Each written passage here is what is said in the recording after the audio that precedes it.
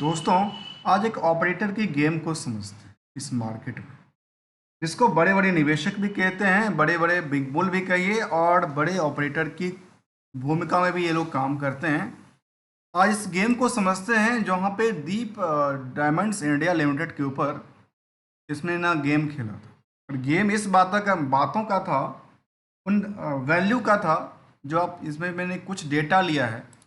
और डेटा मैंने डेटा कोई बनाया नहीं है, कंपनी ने डेटा शामिल भेजा है। किसको? रिलेटेड कंपनी को। और कंपनी ने एक्सचेंज को सबमिट किया है। कंपनी का नाम है भविष्य ई कॉमर्स प्राइवेट लिमिटेड। जिनके डायरेक्टर साहब ने ये सबमिट किया है।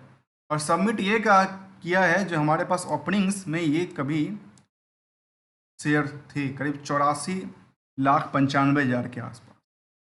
मार्केट में जो रैली चल रही थी पिछले कुछ दिनों से, चलती नज़र आ रही है अभी भी। उसके पीछे बड़ा कारण है, उस कारण के पीछे हम एक बार जाएंगे, समझेंगे। इन्होंने कहा कि अभी रिसेंटली हमने ये शेयर को खरीदा और बेचा। 37,000 शेयर को ये फिलहाल खरीदते हैं और 18 लाख शेयर को सेल आउट कर देते हैं। अब क्लोजिंग में इनके पास क्या बचा है? 66 लाख शेयर अभी भी बचा हुआ है। तो चलिए, ये मैंने डेटा की बात नहीं कर रहा, और डेटा में कुछ इन्फॉर्मेशन इन्होंने दिया एक्सचेंज को। जो हमारे पास जो राइट था, वोटिंग राइट करीब 17% के आसपास हुआ करता था, और 17.5% की हमारी टोटल होल्डिंग थी। 17.5% की होल्डिंग में कंपनी ने ऑब्वियसली क्या किया, 4% के आसपास की होल्डिंग को बेच दिया। अब बेचने पता है कैसे बेचा, कब खरीदा होगा ये तो बात नहीं कह रहा हूँ, क्योंकि यहाँ पे इन्होंने डेटा कोई बात नहीं किया है, बेचने की बात किया है। अब बेचने की बात ये है, जो मैं सबसे पहले जाता हूँ यूट्यूब पे। और यूट्यूब पे देखिए, मैंने इस पर 2-3 शायद वीडियो ऑलरेडी बना चुका हूँ इस कंपनी को लेकर के। जो ये कंप्लीटली स्पॉन्सर्ड किया गया था स्टॉक को। जो स्टॉक ये बड़ी रैली दिखा सकती है, और इस रैली की वजह से मार्केट में नए प्लेयर आ रहे हैं। क्योंकि ये वीडियो को देखे, मैंने इसको चैनल तक भी विजिट किया था, तो समझ में आई कि इनके पास देखिए, जो फिलहाल लगता है कि दोबारा इन्होंने अपलोड किया होगा, 24,000 व्यू की बात कर रही है। और शायद इन्होंने रिसेंटली अपलोड दोबारा किया होगा, क्योंकि ये लगातार में देखने को आती है कि कई दिनों से ये लगातार ही क्या कर रहे हैं इसको। मैं इसकी कंप्लीट चैनल पे चलता हूँ और ये समझने के प्रयास करता हूँ। इस चैनल पे केवल एक वीडियो, 2 वीडियो शामिल है। इसमें से पहले इन्होंने एक बार वीडियो बनाया था, जहाँ पे करीब करीब देखिए, ये स्पॉन्सर्ड इसलिए मैंने कहा कि स्पॉन्सर्ड किया गया इसको, कि पहले बार इसमें ये निकल के आई, करीब 7 दिन में 9-10 लाख लोग हो गए। सेम वीडियो को जब दोबारा वीडियो में कुछ नया रैली करना था, तो सेम वीडियो को उन्होंने दोबारा चलाया, और ये देखिए 1 दिन पहले चलाया, और वो दोबारा फिर 25,000 लोगों तक पहुँचा। इससे पहले हमने जब बनाया था, वहाँ पे 10-12 लाख लोगों तक पहुँच चुका था ऑलरेडी। वो एक हफ्ते की बात होगी। अब यहाँ पे ऑपरेटर की गेम को समझते हैं, क्या किया कंपनी ने। ऑपरेटर की गेम ये था, इन्होंने कब खरीदा ये तो बात इन्होंने नहीं कहा, लेकिन निवेशक की लिस्ट में जाएंगे तो पब्लिक में ये कंपनी का नाम निकल के आता है। पब्लिक में इसकी नाम निकल के ये आती है, देखिए, भविष्य ई कॉमर्स प्राइवेट लिमिटेड, जिनके पास होल्डिंग जून तक के डेटा में होल्डिंग ये कहती थी, और इन्होंने होल्डिंग बहुत दिनों से बना के रखी थी। अब इनको मौका नहीं मिल रहा था पैसे से निकलने के लिए, तो निकलने के लिए मौका नहीं मिला, तो चलो कुछ स्पॉन्सर्ड करो। स्पॉन्सर्ड करने के बाद मार्केट में कुछ नए स्टॉक में नए निवेशक आएंगे, और नए निवेशक इस भाव से आएंगे, जो मार्केट में कुछ रैली होने वाली है। बस रैली के वजह से मार्केट में देखिए, यहाँ पे ट्रेडिंग भी इन्होंने किया। जैसा नहीं ट्रेडिंग नहीं किया इन्होंने, ऑपरेटिंग के अंदर देखा जाए तो यहाँ पे ट्रेडिंग भी इन लोगों ने ही किया है। देखिए इनकी बात क्या कर रहे हैं, इन्होंने बाय भी किया 6 तारीख को, और 6 तारीख को देखिए इन्होंने सेल आउट भी किया होगा। उन्होंने सेल आउट कब किया? देखिए 6 तारीख उन्होंने सेल आउट किया। मतलब समझ में ये आई, जो बाई कर रहे हैं 5 लाख, सेल कर लें इतना। अर्थात पता है क्या है, यहाँ पे सेल प्रेशर्स बढ़ाया गया। इससे पहले कुछ और सेल्स था।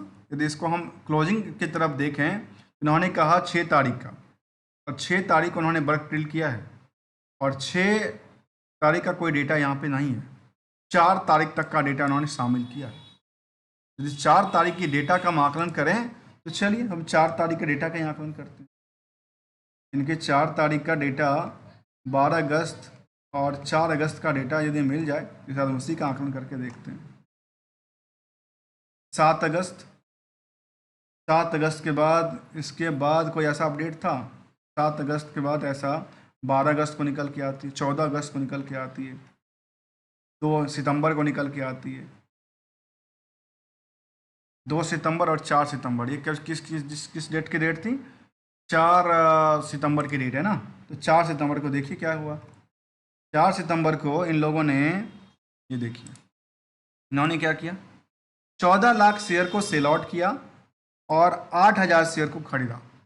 ठीक है, इनका ये डेटा है, आपस में दोनों का कंबाइन करके देखिए तो ये मार्केट में कुछ स्ट्रेटजी निकल के आती है। उन्होंने कहा कि 8,000 शेयर हम खरीदते हैं, 14 लाख शेयर हम बेचते हैं, डेटा के साथ कहा, जो कि 4 तारीख तक का उन्होंने डेटा शामिल किया।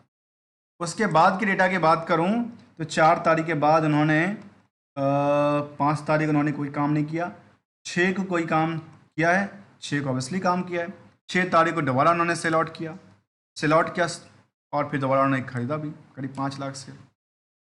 मतलब मार्केट में पता है क्या चल रहा है, ऑपरेटर्स गेम चल रहा है। मतलब मार्केट में कुछ पैसा नहीं बन रहा तो आप स्पॉन्सर्ड करो। स्पॉन्सर, मुझे लगता है कि सेबी को और रूल्स रेगुलेशन को कुछ ऐसा बनाना चाहिए तो इस तरह के जो स्पॉन्सर्ड पैसे बनाए जाते हैं ना, उसमें लगता है कि ऑब्जेक्शंस अब सेबी को भी कुछ और रिस्ट्रिक्ट होना चाहिए, मुझे ऐसा लगता है।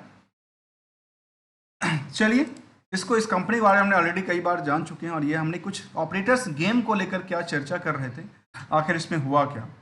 तो ये हमने ऑपरेटर गेम देखा जिसकी वजह से मार्केट में पहले कभी किसी ज़माने में से कंपनी चल नहीं रही थी पिछले साल से। अब जाके जैसे स्पॉन्सर्ड किया तो कंपनी ने रैली दिखाना चालू किया और रैली की वजह से मार्केट ने तगड़ी जंप दे दिया। जहाँ पे भीड़ जो कुछ नहीं था, अर्निंग के बेसिस पे देखे तो 11% की अर्निंग करती थी और अर्निंग के वैसे भीड़ था नहीं, लेकिन भीड़ धीरे धीरे धीरे बन की गई जिसकी प्राइस अब जाके बढ़ी तो 10 रुपये के आसपास टारगेट किया गया। जबकि यहाँ की टारगेट की बात करूँ तो ये लोग कहते हैं स्पॉन्सर्ड के हिसाब से तो टारगेट 50 रुपये जाएगा। मतलब इनके पास अभी पता है कितने शेयर बचे हुए हैं? इन ऑपरेटर के पास अभी भी 66 लाख शेयर बचे हुए हैं और इनको बेचना है तो 50 रुपये पे जाएगा। क्यों नहीं जाएगा? क्योंकि ये स्पॉन्सर्ड लगातार चलती जा रही है तो 50 का 55 भी जा सकता है और स्पॉन्सर्ड किया जाता है तो कुछ भी हो सकता है। जहाँ पे भीड़ बढ़ेगी फिर मार्केट में सेटअप बनेगी, उनको निकलना है। अब इसको बिल्कुल ध्यान रखना इन बातों को। तो निवेशकों में से कोई ऐसा निवेशक तो नहीं जो अपनी पोजीशन को हटा रहे हैं, अपनी यहाँ से निकल रहे हैं और अब कुछ बड़ी मोमेंटल के साथ निकल रहे हैं, बड़ी प्रॉफिट के साथ। अब इन्होंने जब खरीदा होगा उस टाइम पे सोचिए, मैं ज़रा एक आंकड़ा कर देता हूँ।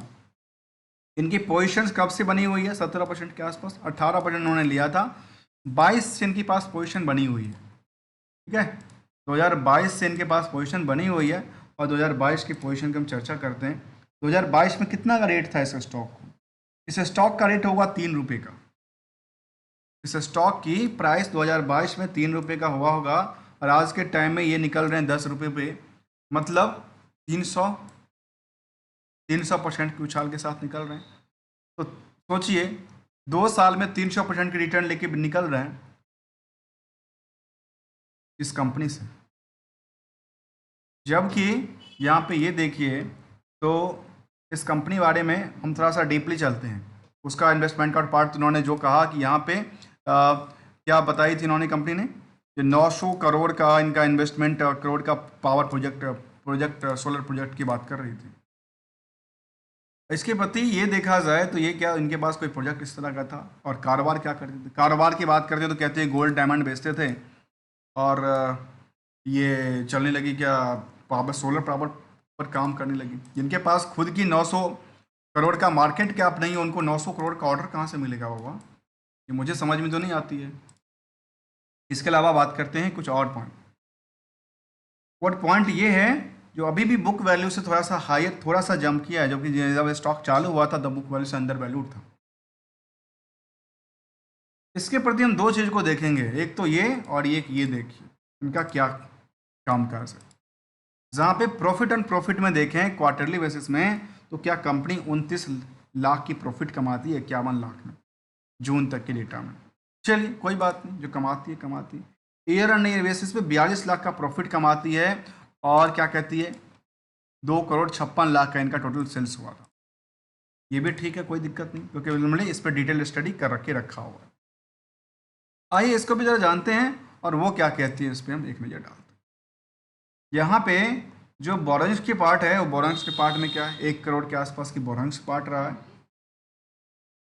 और यहाँ पे दूसरी बात निकल के आती है, जो कंपनी के पास, ये देखिए कंपनी के पास जो रिसीवर्स हैं वो भी करीब 1.5 करोड़ के आसपास की हैं। 1.5 करोड़ के रिसीवर्स हैं, 2.5 करोड़ के इनका टोटल सेल्स रहा, 42 लाख का प्रॉफिट बुक करती है।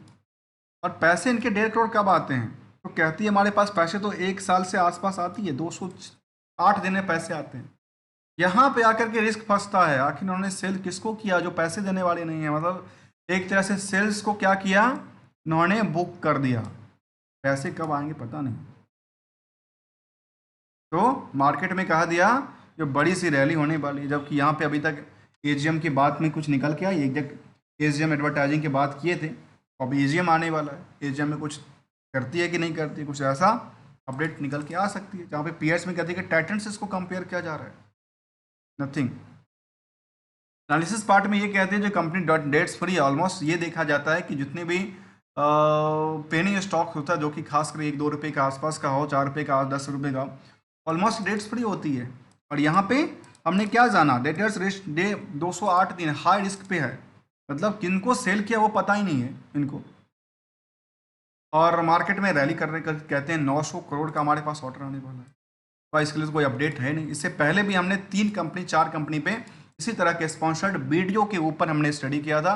उसमें एक नाम था, एक पहला नाम था धातु उद्योग। और इस सभी वीडियो के जितने भी वीडियो है ना, उनके सबके जो टोन है बोलने वाले का, वो एक ही लोगों का है, एक ही लोगों का टोन है, एक ही लोगों ने उसको एडिटिंग किया है, एक ही लोगों ने उसको बनाया है, अलग अलग चैनल पर अपलोड किया है। पहला था दीप धातु उद्योग था, दूसरे का नाम था हमने श्रुतित पॉली लाइन था, तीसरा एक AF इंटरप्राइजेज का नाम था। इसके अलावा और कुछ नाम निकल के आते थे, और इसमें लास्ट हमने ये भी देखा कि एक ये भी कंपनी की लिस्ट है। इसके अलावा एक कंपनी और देखी जहाँ पे कहती है, अभी मैं ये नहीं कह रहा हूँ, एक कंपनी कहती है, एक फिलाटेक्स फैशन है, यहाँ पे इन्होंने गेम ओवर की बात किया था, यहाँ पे भी गेम चलती नज़र आती है। तो ये आज के जो ऑपरेटर्स गेम था ना, वो इन्वेस्टर की गेम बनी, ऑपरेटर की गेम नहीं, ये गेम था कि मार्केट में कुछ नई पहल को करिए और मार्केट में हमें अपनी शेयर को निकालना है। जिन शेयर को उन्होंने 3 रुपये पर खरीदा, उनको वे 10 रुपये पे बेच के निकल रहे हैं, 7 रुपये बेच के निकल रहे हैं, इनके लिए ये बेनिफिशियरी था। जबकि मार्केट को ये देखा गया कि पिछले 1 साल में क्या हुआ, पिछले 1 साल में कुछ ऐसा था नहीं, लेकिन मार्केट को कुछ बनाया गया सेंटिमेंटल को लेकर, जहाँ पे इसको बनाया गया।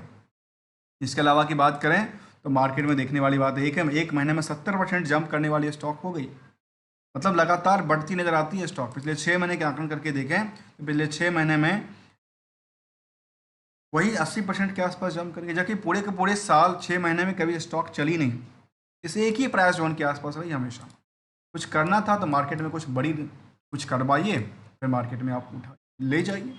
तो ये हमने कुछ अवेयरनेस के तौर पे लिया और इसको समझने का प्रयास किया, जिसका नाम था, जो कि कंपनी ने एक्विजिशंस और सेल्स को लेकर के इसको भेजा, एक्सचेंज को भेजा डेटा। तो आज के स्टॉक लर्निंग में हमने ये जाना, be careful, be awareness before investments और ट्रेड, अदरवाइज कुछ स्पॉन्सर्ड और कुछ रिकमेंडेशन की वजह से ऐसा नहीं हो जाए, क्योंकि जैसे बड़ी बाद में जाकर कुछ बड़ी क्या हो सकता है, रैली या बड़ी पछताना का मौका मिल सकता है। आज स्टॉक लर्निंग में हमने जाना दीप डायमंड्स इंडिया को लिमिटेड के बारे में, जहाँ पे कुछ स्पॉन्सर्ड वीडियो के तहत हमने समझा था और समझाने का प्रयास किया था, जिसको किसी चैनल ने स्पॉन्सर्ड किया था और हम उसके ऊपर अवेयरनेस के लिए वीडियो बनाए थे। Thank you so much for joining है दोस्तों।